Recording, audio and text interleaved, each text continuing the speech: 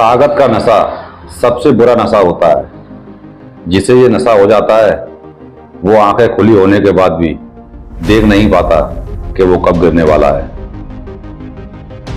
उत्तर प्रदेश में जराइम की दुनिया का बेताज बादशाह अतीक अहमद, जिसके खिलाफ एक नहीं 10 जजों ने केस लड़ने से मना कर दिया था।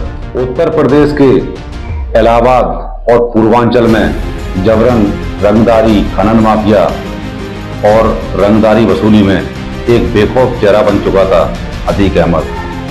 10 अगस्त 1962 इलाहाबाद के चकिया क्षेत्र में एक तांगे वाले के घर बेटा पैदा हुआ, जिसका नाम रखा गया था अतीक अहमद। अतीक के पिता इलाहाबाद स्टेशन पर तांगा चलाने का काम करते थे। अतीक को बचपन से ही पढ़ाई का कोई शौक नहीं था। 10वीं में फेल होने के बाद उसके पिता और अतीक दोनों को पैसा कमाने का ऐसा जुनून सवार हुआ कि वो पैसे के लिए किसी भी हद पर जाने को तैयार थे।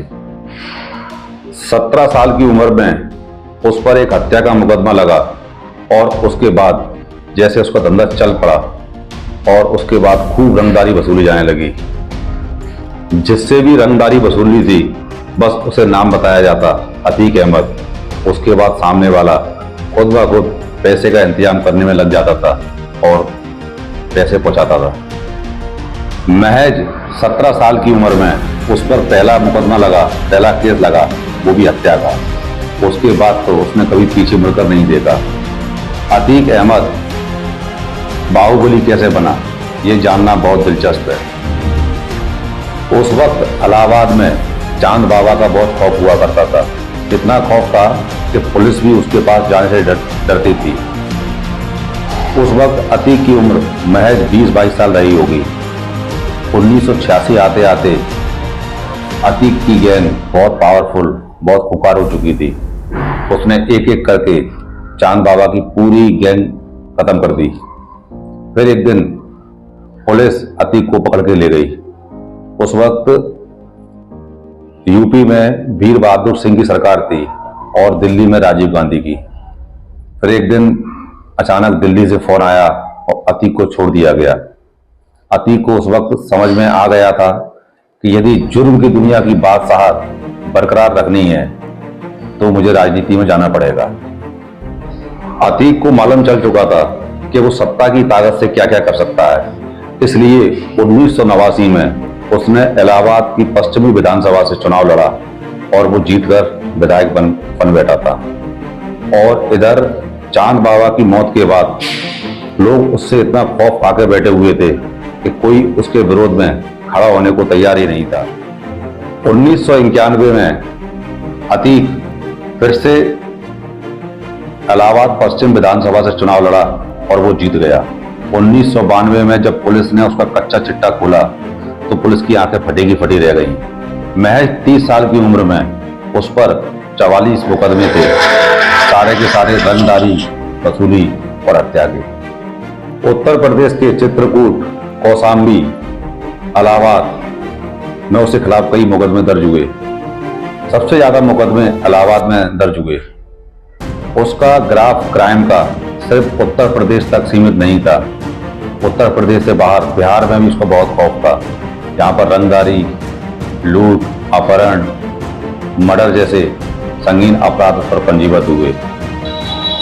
1996 में अतीक को समाजवादी पार्टी का संरक्षण प्राप्त हुआ और वो फिर से चुनाव जीत गया। हर बार चुनाव जीतने के बाद उसकी बाहुबल में इजाफा हो जाता था।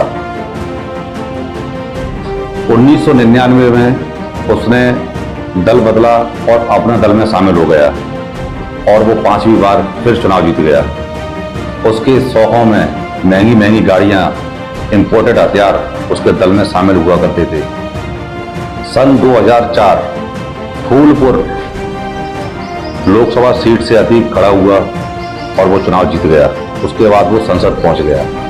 उसने अपने भाई को इलाहाबाद पश्चिम से अपने भाई को चुनाव लड़वा दिया।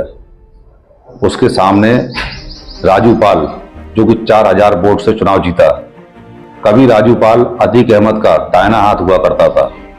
अपने भाई की हार से बौखलाया अतीक अहमद 25 जनवरी 2005 को राजू पाल को निर्मम तरीके से हत्या करवा दी। राजू पाल की 19 गोलियां दाग दी उसमें। इसके बाद ही राजू पाल की हत्या के बाद अतीक के बुरे दिन चालू हो गए और उसका भाई इलाहाबाद पश्चिम विधानसभा से फिर चुनाव लड़ा और वो हार गया।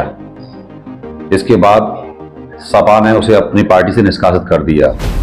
तब मायावती सरकार बन चुकी थी और मायावती ने अतीक के खिलाफ ऑपरेशन अतीक चालू किया, जिसमें उसके जितने भी गुर्गे थे, गैंगस्टर एक्ट लगे उस पर बहुत सारे, उसकी गैंग में बहुत लोगों को पकड़ लिया गया।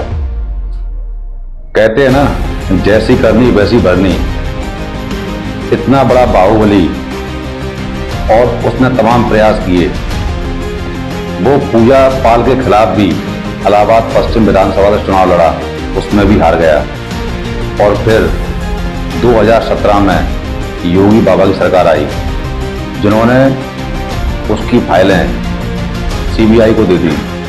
उसके बाद तो उसके बहुत बुरे दिन चालू हो गए और उसको गिरफ्तार करके जेल में डाल दिया गया। तब से लेकर आज तक अतीक अहमद जेल में ही है। उसकी तमाम संपत्ति या तो कुर्क कर ली गई या फिर खाक कर दी गई।